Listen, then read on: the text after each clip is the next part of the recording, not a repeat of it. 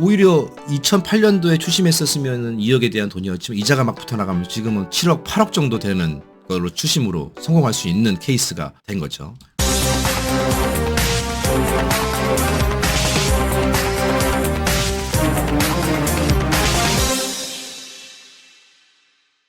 안녕하십니까. 추심하는 백팀장입니다. 오늘은 추심 진행하는 과정 속에서 흔히들 하는 재산명시에 대해서 또 간략하게 채권자 입장에서 추심하는 방법 중에 과연 재산명시 신청이라는 것이 효율적인 방법인지 말씀드리려고 합니다. 이 재산명시라는 것은 쉽게 말씀드리면 채권자가 채무자의 재산을 좀 알아보기 위해서 법원을 통해서 신청하는 절차라고 말씀을 드릴 수 있습니다. 우리가 이제 추심 진행을 하려고 그러면 추심이라는 것은 돈을 받아내기 위한 절차이지 않습니까? 행위들. 그러니까 돈을 말로 돈을 달라고 할 수도 있고요. 아니면 강제 집행을 통해서 돈을 법원을 통해서 뺏어올 수도 있고 여러 가지 추심 방법이 있지만 이 재산명시 같은 경우에는 법원을 통해서 신청하는 강제 집행입니다. 재산명시라는 거는 민사집행법에 이렇게 나와 있습니다. 민사집행법 제61조에 금전의 지급을 목적으로 하는 집행권원에 기초하여 강제 집행을 개시할 수 있는 채권자는 채무자의 보통 재판적이 있는 곳의 법원에 채무자의 재산명시를 요구하는 신청을 할 수 있다. 다만 민사소송법 제213조에 따른 가집행의 선고가 붙은 판결 또는 같은 조의 준용에 따른 가집행의 선고가 붙어 집행력을 가지는 집행권원의 경우에는 그러하지 아니하다. 이게 어떤 말씀이냐면 이 재산명시라는 건 간단하게 우리가 채무자에게 너 법원에 나와서 네 재산이 뭐가 있는지 한번 알려줘 봐. 그럼 내가 그 재산 목록을 확인하고 내가 집행할게. 이렇게 표현할 수가 있거든요. 그러려고 한다 그러면 우선은 가장 우선시되는 집행권원, 그러니까 판결문이나 이행공고 결정, 지급명령 결정, 조정조서, 화해조서, 공정증서와 같은 집행력이 있는 집행권원을 확보해야 됩니다. 근데 하지만 1심 판결 이후에는 확정이 되기 전에는 채무자가 항소할 수 있는 2주간의 항소기간이 지어집니다. 근데 1심 판결이 나고 항소를 한다라고 하면 가집행을 할 수 있거든요. 확정이 안 될 경우에도 가집행을 할 수 있는데 이런 가집행 기간에는 재산명시 신청이 불가능하다. 이런 내용입니다. 그러니까 재판부에서 선고 후에 이 선고가 확정이 되어야지만 우리가 재산명시 절차를 통해서 재산명시 신청을 할 수 있고요. 재산명시 신청은 채무자 관할법원에 우리가 재산명시 신청서를 작성해서 재산명시 신청을 하게 됩니다. 그래서 우리가 재산명시 신청을 하게 되면 법원에서 이제 재산명시에 대한 결정을 우리가 하게 되고요. 재산명시 결정을 위해서는 꼭 이 재산명시 결정에 대한 결정문이 채무자 주소지로 송달이 되어야지만 합니다. 그러니까 채무자가 실제로 초본상 주소지에 거주를 안 한다던가 아니면 의도적으로 서류를 안 받는다던가 이렇게 한다라고 하면 재산명시 결정은 되지만 재산명시 기일이 안 잡히게 돼 있습니다. 그래서 이제 각하가 되게 되어 있는데요. 그래서 재산명시 기일에 채무자가 출석을 하려고 한다 그러면 필수 조건이 재산명시에 대한 결정에 대한 부분들을 채무자가 서류를 받아야지만 재산명시 기일이 열리게 되고요. 이 재산명시 기일이 열리게 되면 채무자는 열려진 재산명시 기일에 법원에 출석해서 선서를 하고요. 채무자가 가진 재산 목록에 대해서 성실하게 작성해서 제출하게 되어 있습니다. 이제 채권자들은 이제 여기서 이제 의문점이 생기는 거죠. 법원 통해서 조회하는 게 아니고 채무자가 알아서 자발적으로 제출하게 한다고? 그러면 채무자는 기본적으로 우리에게 돈을 변제할 마음이 없는 사람들 아닙니까? 그런데 채무자에게 자발적으로 선서해서 진술하게 한다. 이게 조금 의아스러운 부분들이 있죠. 그래서 선서를 하고 나는 이게 거짓 없이 성실하게 제출하겠습니다. 라는 내용으로 판사 앞에서 채무자가 재산명시 기일에 출석해서 제출하게 되고요. 만약에 이게 거짓으로 제출한다던가 할 경우에는 민사집행법 위반으로 3년 이하의 징역이나 500만 원 이하의 벌금형에 처해지게 됩니다. 또한 채무자가 재산명시 기일에 대해서 출석을 명을 받았음에도 불구하고 나 나가기 싫어. 내가 거기 왜 나가? 라는 경우가 발생할 수 있겠죠. 채무자들이 워낙 뻔뻔한 사람들이기 때문에 법원의 명령을 받고도 법원 재산명시 기일에 법원에 출석 안 하는 경우도 있습니다. 이럴 경우에는 우리가 감치라는 걸 합니다. 감치라는 거는 가둔다는 얘기겠죠. 그래서 이런 감치가 명령이 떨어지게 되면 20일 이하의 감치 명령에 처하게 되고, 이거는 감치 재판을 통해서 또 이루어지게 되는데, 뭐 쉽게 말씀드리면 채무자가 재산명시 기일에 출석 아니하면 경찰에서 잡아갈 수 있다는 얘기입니다. 이 감치 명령을 통해서 20일 이내에 감치 명령을 받게 되는데, 이것도 현실적으로 뭐 크게 채무자의 압박이 되는 게 아닌 게 뭐냐면, 뭐 감치 명령이 떨어져서 채무자를 뭐 잡아간다라고 한다고 하더라도 채무자가 저 재산명시 기일에 출석할게요, 네, 다시 재산명시 기일을 좀 잡아주십시오 라고 하면 법원에서는 즉시 재산명시 기일을 다시 열게 되어 있습니다. 그래서 재산명시 기일에 채무자는 이제 감치가 될 또 이런 위험에 처해 있는 경험들을 했으니까 채무자는 재산명시 기일에 출석하겠죠. 또 선서하고 또 채무자가 가진 재산들을 제출하게 됩니다. 여기에 좀 한계가 좀 있는 거죠. 채권자들은 채무자에 대한 재산을 신속하게 확보하고 신속하게 채권 보전을 해서 강제 집행을 해야 되는데, 이 재산 명시에서 재산 기일까지 열리는 시간들이 결정해야 되고요. 또 그 서류를 채무자한테 보내야 되고, 또 받은 채무자가 또 재산 명시 기일에 출석하고, 또 제출한 서류를 우리가 열람하기까지 시간들이 너무 많이 소요된다는 겁니다. 보통 한 3개월 정도 우리가 안내를 하고 있거든요. 한 3개월 정도 예상을 했는데 3개월 이후에 재산명시 기일에 채무자가 출석을 해서 재산 목록을 제출한다고 하더라도, 또 때로는 채무자가 그 거짓된 재산 목록을 제출한다거나 나 뭐 재산이 없는데? 라고 제출하게 되면 오히려 그 재산명시 기일에 채무자가 출석을 한다고 하더라도 우리가 얻어낼 수 있는 정보들을 신속하게 얻어내지 못한 가능성이 매우 높다라고 볼 수 있고요. 재산명시라는 거는 채무자가 필수적으로 법원에서 이 서류를, 재산명시 결정에 대한 서류를 송달받아야 되기 때문에 채무자가 재산명시 결정을 받고 뭐 재산을 처분한다던가 뭐 이런 행위들을 할 수 있겠죠. 뭐 다만 재산명시 진행하는 과정에서 재산을 뭐 처분한다거나 이런 내용들이 발견되게 되면 뭐 강제집행 면탈죄나 형사적으로, 민사적인 사회행위 취소소송으로 우리가 소를 하거나 형사고소를 할 수 있지만, 또 이 과정들도 매우 복잡하기도 하고 이거에 대한 증거 입증을 원고나 채권자가 해야 되기 때문에 너무 시일도 많이 소요가 되고 요거에 대한 에너지 낭비가 굉장히 심해질 수 있다. 그래서 보통 신용정보회사에 근무하는 저 같은 추신 담당자는 재산명시를 쉽게 잘 이용하지 않는 편입니다. 재산명시가 진행이 됐는데 만약에 채무자가 가령 재산이 없다고 제출한다던가, 아니면 뭐 재산명시 기일에 출석을 아니한다던가 라고 한다 그러면 우리가 법원을 통해서 재산조회 신청을 좀 할 수 있습니다.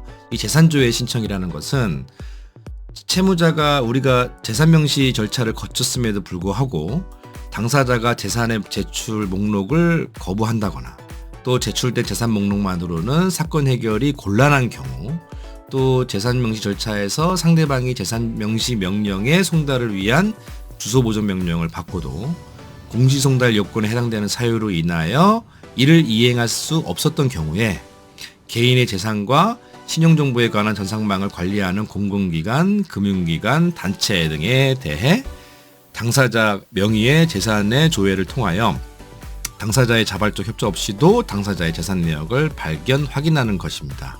이게 법적으로 이렇게 내용이 되어 있는데 간략히 말씀드리면요. 재산명시 기일에 출석 안 하거나 거짓된 내용을 진술한다거나 뭐 채권을 만족 못하게 된다라고 하면 법원을 통해서 재산 조회를 할 수 있습니다. 이 재산 조회라는 것이 법원을 통해서 하는 겁니다. 그래서 뭐 금융기관, 나라 국가기관들, 단체 이런 통해서 우리가 일일이 선택해서 재산 조회를 해야 되는 건데요. 약 한 150가지 정도가 됩니다. 한 가지 선택할 때마다 뭐 작게는 5,000원부터 많게는 4만 원까지 우리가 일일이 찍어서 우리가 조회를 해야 되거든요. 예를 들어서 하나에 5,000원이라고만 잡아도 150군데를 다 하려 그러면 벌써 얼마니까? 이 금액이 몇십만 원 단위로 많은 금액을 우리가 투자해가면서 또 해야 되기 때문에, 또 기간도 각 기관별로 법원에서 다 촉탁해서 서류를 보내려고 그러면 시간이 뭐 3에서 또 길게는 4개월, 5개월 걸리는 또 시간이 소요가 되기도 하고요.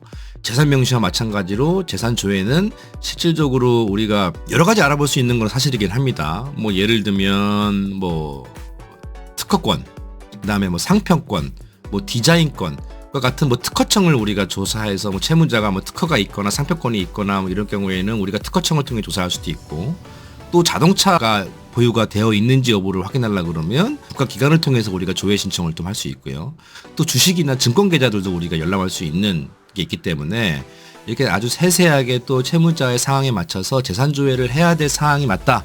이 사람이 사업체를 운영하는데 특허가 가지고 있을 가능성이 매우 높다. 특허권도 압류가 되기 때문에 이렇게 재산을 조회할 경우에는 재산 조회가 굉장히 효율적이지만 기간도 많이 걸리고 비용에 대한 부담이 굉장히 크기 때문에 재산 조회도 또 채무자의 상황에 맞춰서 우리가 고민해 볼 필요가 있다라고 보시면 되고요. 그래서 또 재산 조회라는 거는 앞전에 말씀드렸다시피 재산 명시가 필수적으로 선행이 되어야지만 재산 조회를 할 수 있습니다. 그러니까 우리가 판결문이나 공증이 확보됐다고 하더라도 바로 재산 조회를 할 수 있는 게 아니고요. 무조건 재산 명시 신청을 선행하고 그 이후에 재산 조회로 할 수 있다. 이렇게 아시면 됩니다. 그래서 이 재산 명시에 대한 부분들은 목적은 뭡니까?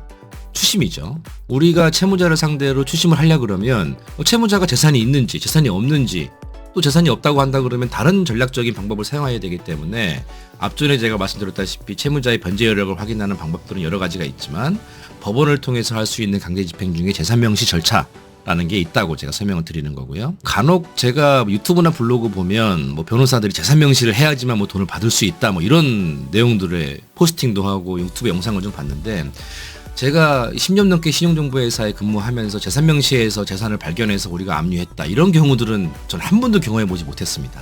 이게 뭐냐 하면 재산 명시의 한계라고 볼 수가 있죠. 시간도 많이 걸리고 채무자한테 난 너 추심할 거야 나도 재산 명시 신청하는 거를 알리는 경우가 돼버리기 때문에 채무자가 도중에 채무를 면탈하기 위해서 재산도 은닉하고 이런 한계점이 발생하기도 하고 그래서 이제 신용정보회사에서는 신용조사라는 절차를 통해서 채권 추심을 통해서 우리가 수임받은 수임사는 채권 추심 전에 무조건 신용조사를 제가 하게 돼 있거든요. 그래서 신용조사를 통해서 이 부동산 보유 현황이나 뭐 주거래 은행이나 카드 발급 내역, 부채 내역 이런 내용들을 외부 신용평가기관이라고 하는 KCB 나이스 통해서 사건 수임한 이후에 열흘 이내에 우리가 확보할 수 있기 때문에 재산 명시 재산 조회처럼 총 뭐 3에서 6개월 정도 걸리는 게 아니고요. 열흘이면 채무자의 변제 여력을 신속하게 확인할 수 있고 확인돼 있는 내용들 통해서 신속하게 강제 집행을 할 수 있고 채권 보존을 할 수 있다. 그래서 우리의 목적은 채권 추심해서 돈을 받는 거에 목적이 있지 않습니까? 제가 앞전에 말씀드렸다시피 시간은 가면 갈수록 채무자한테 유리한 상황이 되어버릴 수밖에 없는 것이 대한민국 채권 추심의 한계이고 채무자들이 돈을 갚는 방법보다 채무자들이 돈을 안 갚는 방법이 100배는 더 쉽다고 제가 앞전에도 말씀드렸다시피 개인회생이나 파산이나 재산을 은닉하고 다른 사람들한테 양도하고 뭐 이러는 절차들이 너무나 간단하게 잘 되어 있고요. 인터넷에 개인회생 파산 뭐 돈 안 갚는 방법을 쳐봐도 우리와 반대편에 서서 채무자를 도와주는 사람들이 너무나 많기 때문에 채권 추심의 핵심은 채무자의 변제 여력 또 채무자의 변제 의사에 대한 신속하게 파악해야 되고요. 또 채무자의 상황에 맞춰 얼마나 신속하게 추심을 할 수 있느냐가 관건이기 때문에 재산 명시나 신용조사의 두 개를 비교하자고 한다 그러면 신용조사가 꼭 좋다 아니면 재산 명시가 꼭 나쁘다 이렇게 말씀드릴 수는 없지만 채무자의 상황에 맞춰서 재산 명시를 해야 되는지 신용정보회사에서 하는 신용조사를 해야 되는지에 대한 판단은 채권 추심 담당자와 상의해서 진행하시는 것을 추천드리고 있습니다. 얼마 전에 제가 2008년도에 판결문을 받은 채권 2억에 대한 채권을 제가 수임하게 되었는데 저번 주에 수임을 했는데 신용조사를 해보니까 담보대출이 2달 전에 5억에가량 담보대출이 있던 거를 제가 확인을 했고 담보대출을 실행했다는 것은 어떠한 물건의 담보를 해서 대출을 실행했다는 거 아닙니까? 또 보니까 부동산을 또 저희가 또 조사를 신용정보회사에 조사할 수 있는 권한이 있다 보니까 또 외부 신용평가기관을 통해서 부동산을 조사했더니 이 채무자 명의로 2달 전에 경기도 파주에 있는 부동산을 취득하게 된 겁니다. 이 채권자는 제가 출연했던 EBS 방송을 보고 저희 쪽에 방문하셔서 저희 추심계약을 했던 건데 2008년부터 채무자가 연락도 안 되고 변제 여력이 없어서 10년 단위로 계속 그냥 시효 연장만 했던 분이었습니다. 근데 이제 신락 같은 희망을 갖고 저희 사무실로 방문하셔서 제가 추심계약을 했는데 이건 어떻게 보면 저랑 채권자의 운때가 맞아서 신용조사를 했더니 담보대출이 있는 걸 확인했고 담보대출 있는 내용들을 보고 부동산 조회를 했더니 떡하니 최근에 취득했던 부동산을 확보해서 지금 강제경매에 또 압류 채권 보존을 지금 하고 있는 상황이거든요. 그래서 이런 내용을 보더라도 얼마나 신속하게 타이밍에 맞게 조사를 할 수 있느냐가 채권 추심의 결정적인 역할을 하기 때문에 재산 명시가 좋은지 신용조사가 좋은지 면밀하게 판단해서 채권 주심에 대한 것은 제가 누누이 말씀드리지만 타이밍이 굉장히 중요합니다. 이 채권자는 채권을 잘 묵혀두면서 그게 지금 2억대는 채권이었는데 현지 기준으로 이자까지 포함해서 한 7억 7천이 되어 있고요. 그 부동산 지금 가액이 한 10억이 넘어가니까 오히려 2008년도에 추심했었으면 2억에 대한 돈이었지만 이자가 막 붙어나가면 지금은 7억 8억 정도 되는 걸로 추심으로 성공할 수 있는 케이스가 된 거죠. 그래서 채권은 제가 앞전에도 말씀드렸다시피 어떤 담당자를 만나느냐, 또 어떤 타이밍에 또 의뢰를 하느냐, 또 어떠한 조사를 신속하게 할 수 있느냐가 채권 추심의 성패에 아주 결정적인 역할을 하기 때문에 지금 못 받은 돈, 떼인 돈 때문에 고민하고 계신 채권자분들이 이 영상을 보시고 계신다 그러면 상담하는 데는 돈이 안 들어갑니다. 내 채권이 어떤 상황에 처해 있고 내가 재산 명시를 해야 되는지, 신용정보회사에 의뢰해서 조사한 이후에 추심을 해야 되는지, 압류를 해야 되는지 이런 부분들을 우리가 아프면 병원에 가서 의사한테 진단받고 그거에 맞는 처방을 하듯이 신용정보회사에 근무하는 채권 추심 전문가와 상담을 해보면서 내가 이 채권을 어떻게 전략적으로 추심 행위를 해야 될 것인지 면밀하게 또 신중하게 잘 판단하셔서 결정하시면 될 것 같습니다. 또 말씀드리지만 그 결정하는 과정 속에서 제가 또 채권자와 손을 잡고 또 요번에 2억 채권을 7억 8억을 또 회수할 수 있던 이런 채권 사례들처럼 저랑 같이 위민할 수 있는 상황들이 올 수 있었으면 너무나 좋겠고요. 여러 가지로 오늘 요즘에는 또 방송 보시고 이렇게 연락들을 굉장히 또 많이 주시고 하시거든요. 그래서 저랑 계약을 안 하셔도 저한테 전화 주시거나 또 사무실에 오셔서 차 한잔 마시면서 대화를 나누는 데는 돈이 들어가는 게 없으니까 제가 막 돈을 벌려고 막 이거 계약하시죠 이렇게 또 하지 않습니다. 또 채권자가 혼자 할 수 있는 일이라 그러면 채권자가 혼자 할 수 있도록 제가 옆에서 또 어드바이스 해드릴 수 있으니까 편하게 놓고 하시고요. 다시 한번 말씀드리지만 채권 추심에 대한 정확한 상담부터가 채권 추심의 시작이고 시간은 채무자 편이고요. 채권 추심은 타이밍입니다. 고민을 많이 하셔서 원하는 결과 얻어낼 수 있도록 제가 옆에서 많이 응원하고 또 도움이 될 수 있는 일이라고 한다 그러면 적극적으로 도와드리도록 하겠습니다. 오늘은 2024년 5월 24일 금요일 현지 시간은 한 9시가 좀 넘어가고 있는데요. 내일 또 토요일, 일요일 계속 날짜는 가면서 날씨가 많이 좀 더워지는 여름으로 가고 있습니다. 우리가 추석 오기 전에 내가 못 받았던 이 미수금, 또 떼인 돈, 못 받은 돈 백 팀장과 함께 받아내보자 라는 마음으로 편하게 연락 한번 주시고 다가오는 주말 가족들과 행복하게 또 즐거운 시간 보내시고요. 또 가까운 시일 안에 또 채권자가 궁금해하는 내용들 또 머릿속에 생각나는 대로 기회가 되면 또 말씀을 드려보기로 하겠습니다. 하여튼 하루 마무리 잘 하시고요. 저희 사무실에 차 한 잔 하러 오십시오. 기다리겠습니다. 고맙습니다.